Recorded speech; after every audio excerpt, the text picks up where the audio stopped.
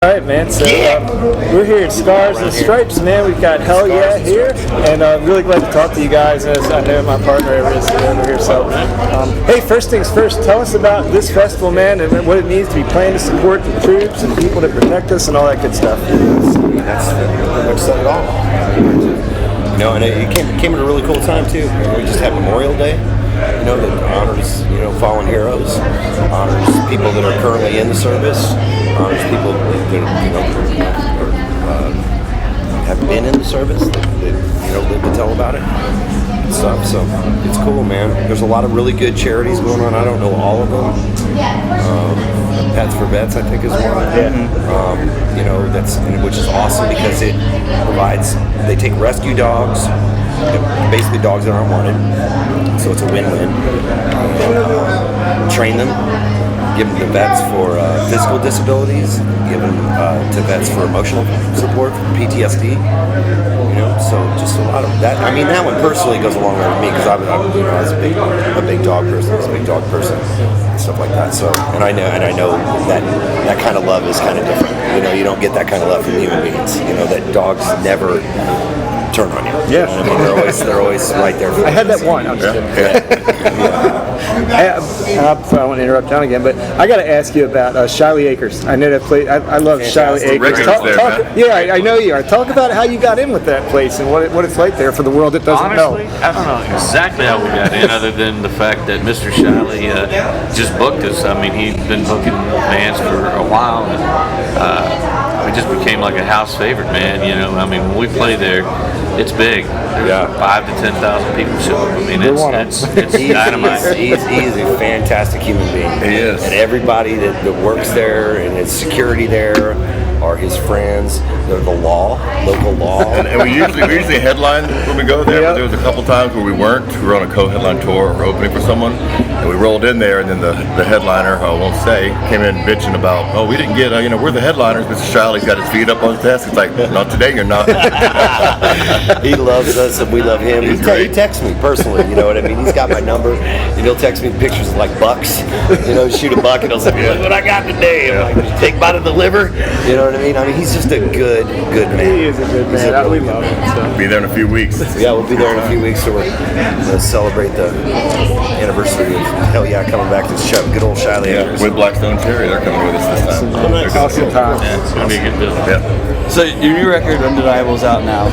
For the fans out there, for you guys personally, what is your favorite song out there to play live right now? And if you guys could take that song and give it to any other band out there to perform in their style and genre, what band would you want to see do that? That is a serious multiple-layered question. Well, first of all, we would like to say today is the anniversary of the record being 1 year old. Oh, yeah. June 3rd.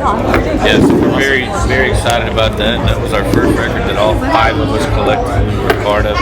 So it's very, very special to us. And for me personally, man, I mean, I love playing I Don't Care Anymore, man. That song is just really great. I think Christian Brady does a really great job emulating the guitar parts that my brother played that became part of it.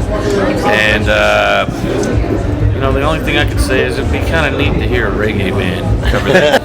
I don't know. I think Start a Riot is my favorite song to play. We've recently thrown it in the set. We've played it for a few months now.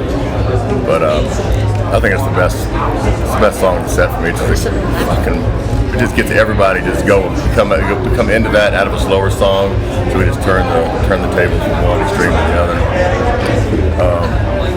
I don't know who.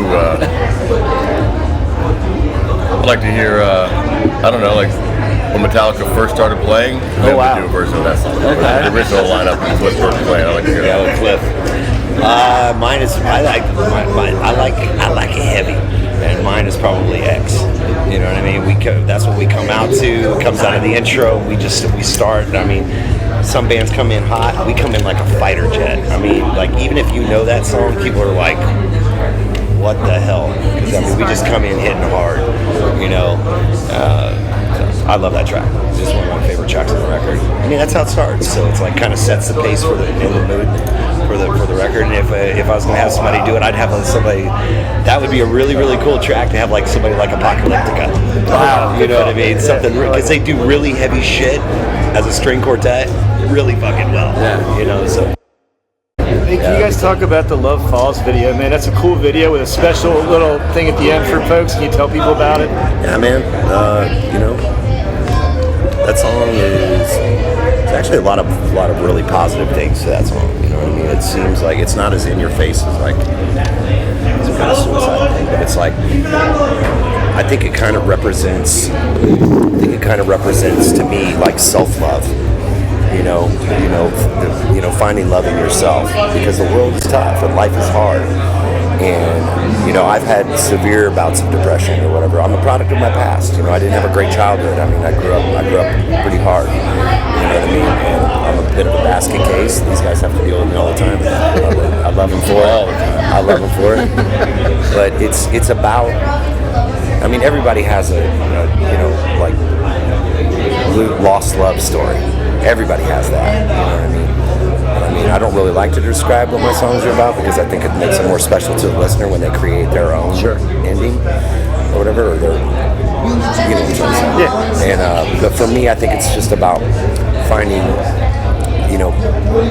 losing love inside of yourself.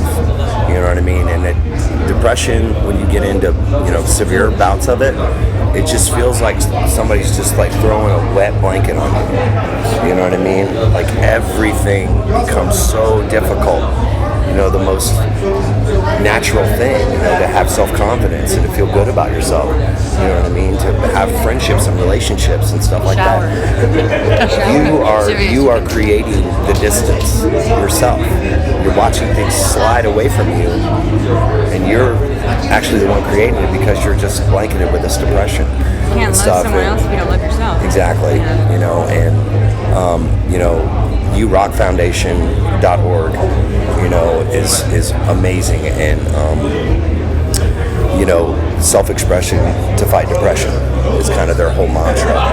And if you go on to urockfoundation.org, I mean, there's a lot of testimonials from Corey Taylor from Slipknot and Stone Sour, Randy Blythe from Lamb of God, Richard Patrick from Filter, telling their stories, you know what I mean, like testimonials. And I think it's kind of a call to action, like with Hush.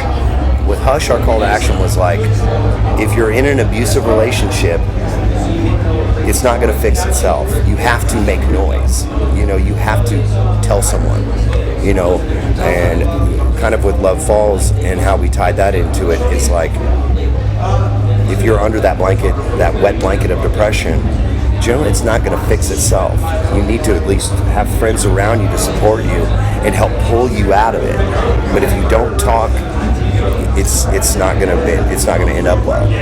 So feel free to reach out to friends, reach out to URock, suicide prevention hotline. I think there's a text that's 741-741. You know what I mean? And just really don't allow it. Don't allow that wet blanket to turn into a rock that's going to put you at the bottom of a lake. You know what I mean? So speak out. And I believe in family. I believe in my guys as my family. We're very, very close. But I also believe in everybody that stands in front of us. We are one. All of us together create one thing, and we are family. When we play, we're all together.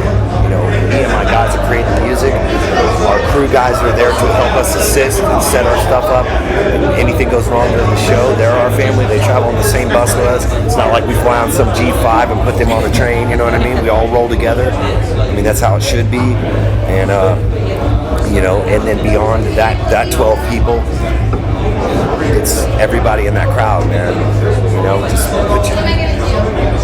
Music is very therapeutic and very cathartic, and everybody needs a break from life, because life can be hard. Let the bags roll off, leave your baggage at the door, come in and just let go. Just let go, man. Just enjoy yourself. Lose yourself in the music. The problems will still be there when you leave, but you'll feel empowered. And I feel like that's kind of our job as musicians, especially aggressive musicians in the metal community and stuff like that, is to empower people to feel good about themselves and to walk out of that show being like, yeah, I got this shit. I'm going to take this problem on, I'm going to face it one by one, and you just start knocking them down. That blanket just starts rolling off. That's what I got to say about that. Nicely done, man. No, it's a great video. That's all I got to say about great story that. behind it. So.